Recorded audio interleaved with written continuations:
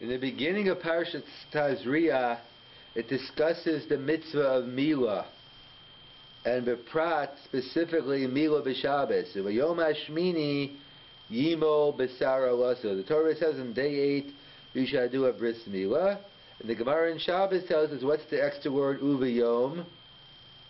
So the Gemara makes a drasha uvayom afilu b'Shabbos. Even if the day falls out on Shabbos, one is chayev, one is obligated to do a bris milah. This is only b'davka if it's yom shmini. If it's day 8, then you do a bris on Shabbos. However, a milah shelo bezmana, a milah that the baby is jaundiced or some other reason you can't do day 8. So then, if you're waiting to day 9, 10, 11, 12, etc., you cannot do it on Shabbos. If the first time the baby gets healthy is on Shabbos, you wait until Sunday. So that's what we learn out from this drasha in the Gemara in Shabbos. There's the famous Gemara in Rosh Hashanah, in Megillah, elsewhere, about Gzeira de Rava. The Rava made a decree that when Rosh Hashanah falls out on Shabbos, when the first day of Sukkot falls out on Shabbos, or when Purim falls out on Shabbos, no Purim on Shabbos, no Megillah on Shabbos, no Daled Minim on Shabbos, and no Shofar on Shabbos. Why? Gzeira de Rabba, we're afraid the person might forget it's Shabbos, and Yelach, Yelach Eitzel Baki, he'll go to an expert and end up being Machal Shabbos. To avoid Chol Shabbos, we say no Bris Milah. We say no Shofar on Shabbos, no Lulav. And that's what the Rama points out. In Hilchos Mamram, the rabbis can make, the Gemara says, rabbis can tell you to do something, Yesh Koach B'Yachacham Ulakort B'Torah B'Shevi Tasa, by telling you merely not to do something. They can't actively tell you to go against the Torah, but if it's not, as we'll see, if it's not kumaz, if it's not actively going against B'Shevi Tasa, then it's okay. That's what they point out. And the Rambam in Hilchos Mamram points out that many times the rabbis made gzeiras hacharkas in order to prevent people from violating the Torah, in order to actually save it. Even though you're losing, at the moment you have the big picture, like someone who you walk by, looks like he's a murderer. When you get close, he's wearing his green suit, his white outfit, he's a doctor, and he's amputating a person's leg. So it's true the person doesn't have a leg anymore, but he has a life. He's actually saving a life. So too, the Chachamim, Zman make different decrees in order to continue the Tzura of Judaism, and in this case Shabbos. So that's the general rule we have by Shabbos, we have by Shofar, by Lulav and Purim, that we don't do the mitzvah on Shabbos. We're concerned because Gzeira might lead to Chilul Shabbos. So comes along the Mefarshim and says, so what about Milah? So why don't we say Gzeira de Rava by Milah? Just like we say it by the other mitzvahs, why don't we push off Milah until Sunday, even Uvayom Hashmini? So the Rishonim have different answers. Some answer that it's a mitzvahs ashe sheyesh bo kores. So usually, if you mavatel a mitzvahs ashe, if you nullify a positive commandment, so you don't get a punishment. Like the Bizman based on Mikdash Chayim, when there was a temple, you used to bring a karban, but now we don't have karbanos. So basically, you just have to do tshuva, but there's no onish per se. So therefore, when it comes to lulav or shofar, you don't do it, relatively speaking. It's true, you mavatel mitzvahs aseh min haTorah, but there's no negative punishment. There's no punishment. However, when it comes to milah, there are only two positive mitzvahs that failure to perform result in a mitzvahs aseh, result in an isser of kares, being cut off. One is bris milah, the other is karban pesach. So since milah as an aseh sheyesh bo kares, so we see from different areas it's an aseh sheyesh bo kares is treated differently than a regular aseh, like the kasha, why would I think? There's a whole discussion in the Gemara Kedushin. Oso v'lo osa, that Abram was commanded in milah, oso, him and not his wife. So the kasha is, why do I need a pasuk to tell me Sarah is exempt Tepet le mitzvah seisha zman grama. To say it is zman grama, it's a time-oriented mitzvah, and just like women are exempt from time-oriented mitzvahs. So there are many answers, but one answer given is, since it's an aseh sheyesh bo kares, I might think it's treated like a lav. I might think you treat it like a negative commandment, kamash malano savlo asa, even though it's an aseh sheyesh bo kares, and it might have a status of a lav. Nevertheless, we say oso v'lo osa. She's still exempt. So either way, the point being is, we see there's a distinction, and therefore Gzeira Derabba only goes by a regular mitzvah, but an aseh sheyesh bo kares, there is none. Another famous answer is the Taz. The Taz writes, how much power do the Chachamim have? So they talk about, they limit the power of the Chachamim. So they point out that the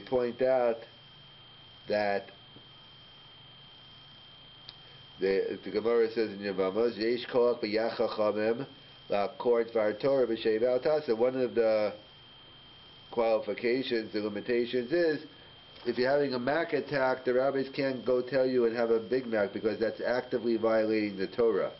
But merely not to do something, that they can tell you. That's one of the things they have. They can't actively go against. Another thing is something which is mefurish bekra, something which is explicitly written in the Chumash, so therefore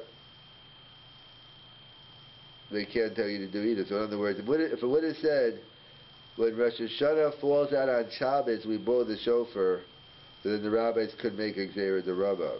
Since it just says on Rosh Hashanah we blow the shofar, so therefore the rabbis have the ability to say no shofar today. However, when it comes to Milah, the Taz says that's Mefurish B'Kra, even though it's not technically Mefurish B'Kra, because the pasuk that says V'yom Hashmini Yimo B'Tzara Lasso Uvayom Afil B'Shabbat, since it's based on Yud Gimel Midos, Sinidreshes Bahem, so therefore it's Mefurish B'Kra according to the Taz, and therefore the rabbis don't have the power to make a Gzeira Derabba. Neither, number one, because it's an aseh sheyesh bo kares, so therefore we're not going to play any games, we're not going to push it off. They could push it off, but they don't because of the kares factor. It's very important to do a milah bismana.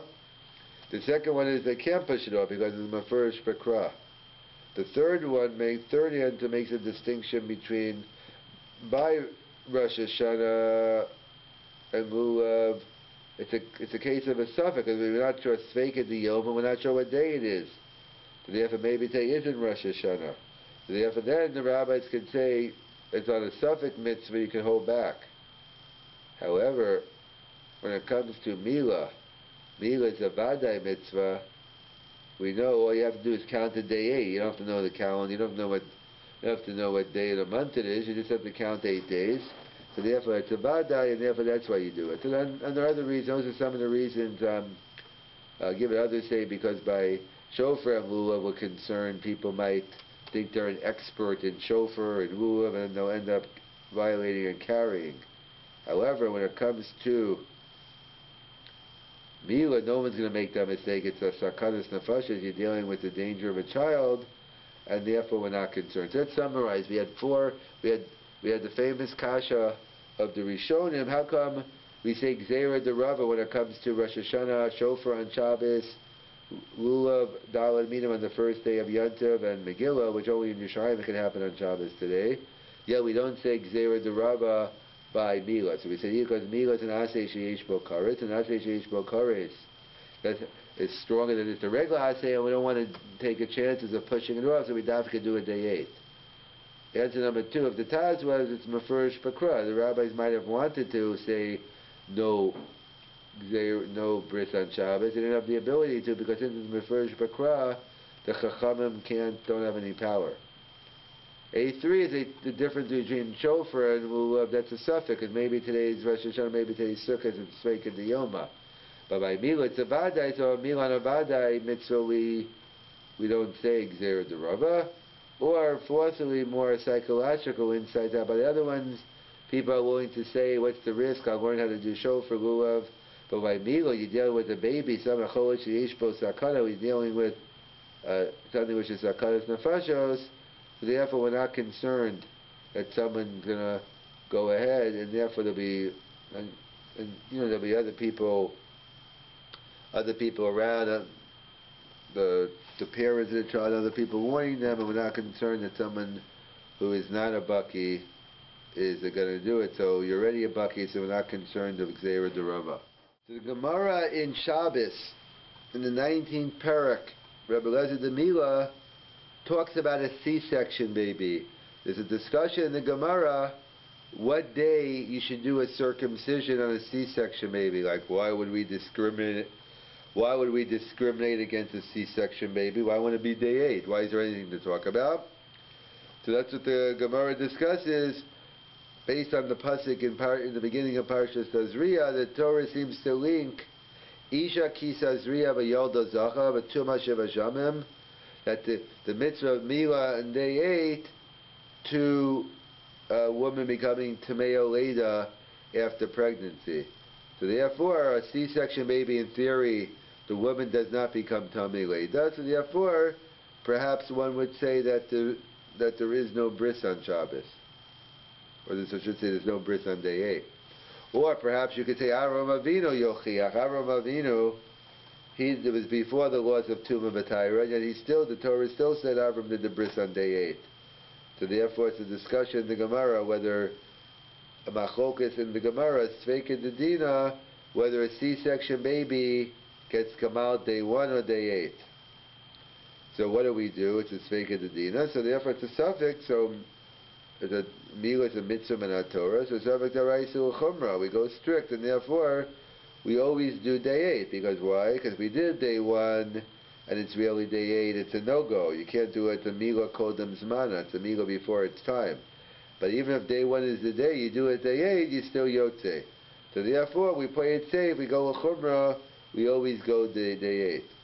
But it's a Sveika Dedina. My nafka to Sveika Dedina, either way I'm always doing it day 8. So as we pointed out, however, there's an exception to the rule, because we pointed out the only time you're allowed to do a Mila on Shabbos if it's day 8. But that's only if it's a Vadai Mila B'Zmana, like the case of a Ben Hashmash's baby, a baby that's born up until sunset, it's considered Vadai Yom. After nightfall, it's considered night.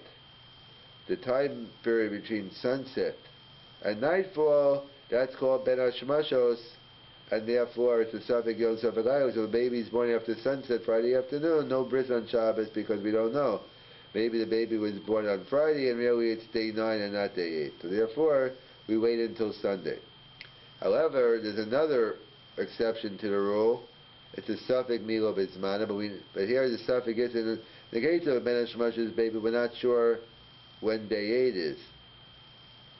Yeah, we know when day 8 is, but by C-section, we're not sure if it's a Milo B'Zmana, because if really day 1 is the day, and you do it on day 8, you're not doing a Milo B'Zmana. So therefore, when it comes to a C-section baby, we wait until day 9. If the C-section, normally it's day 8, but if the C-section baby is born on Shabbos, we wait until Sunday.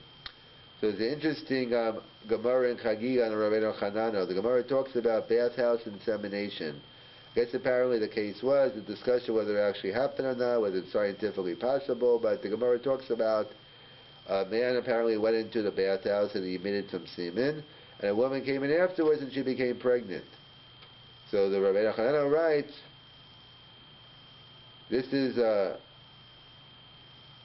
not a normal situation, and therefore, he says, if this baby is born on Shabbos, so the following Shabbos you would not do a bris milah. Bris milah, if a child is born from bathhouse insemination, so you can't do a bris milah on Shabbos. Why? What's the pshat? So Shlomo Zalman says the two possibilities in what does Rabbi Chanano mean. Does Rabbi Chanano mean that it's a miraculous occurrence? Since it's a miraculous occurrence and not a normal one, therefore we can't do a bris on day 8 on Shabbos? Or no, it's not a miraculous occurrence, it's not a normative occurrence. It's not the normal way to become pregnant. And therefore, that's why you can't do the bris on Shabbos. So Shlomo Zalman has my nafkamina. What's the difference? why a bathhouse insemination case cannot have a meal on Shabbos. Either way, you can't do a meal on Shabbos, so who cares? So Rav Shlomo Zalman is a major nafkamina. Today, with medical technology, we have artificial insemination in utero. We have all these different type of technologies where a woman can become pregnant.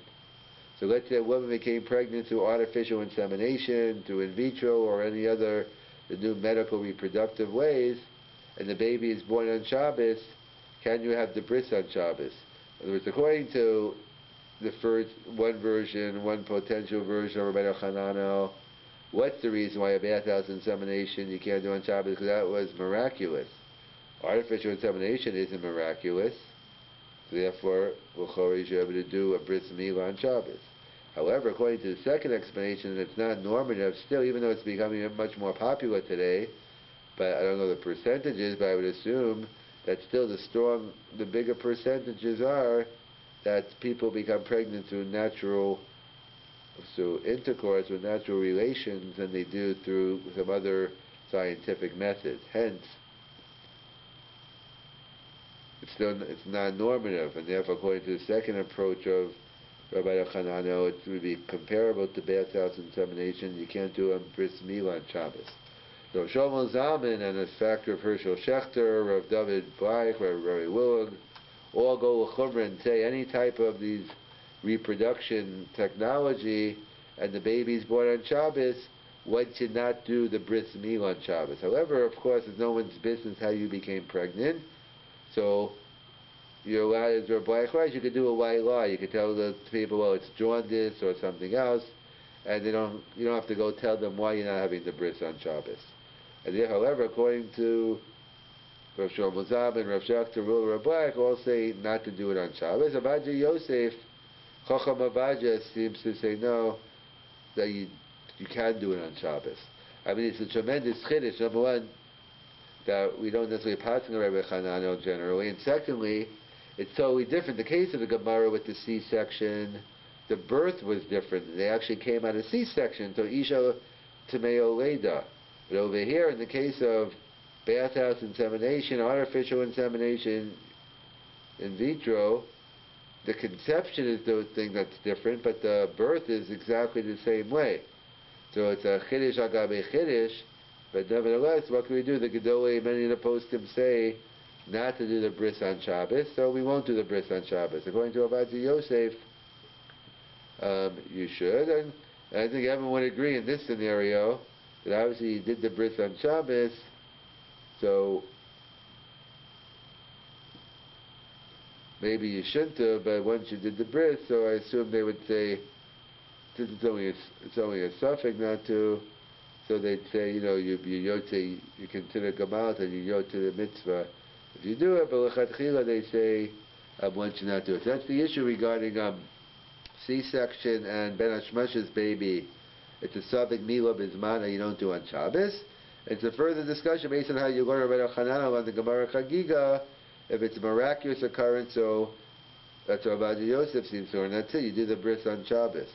Rav Shlomo Zalman, Rav Schechter, Rabbi seem to go with the other pshat that non-normative, and if that's the case, then all these types of pregnancies and the babies born on Shabbos, one should refrain and wait to do the bris milah until Sunday.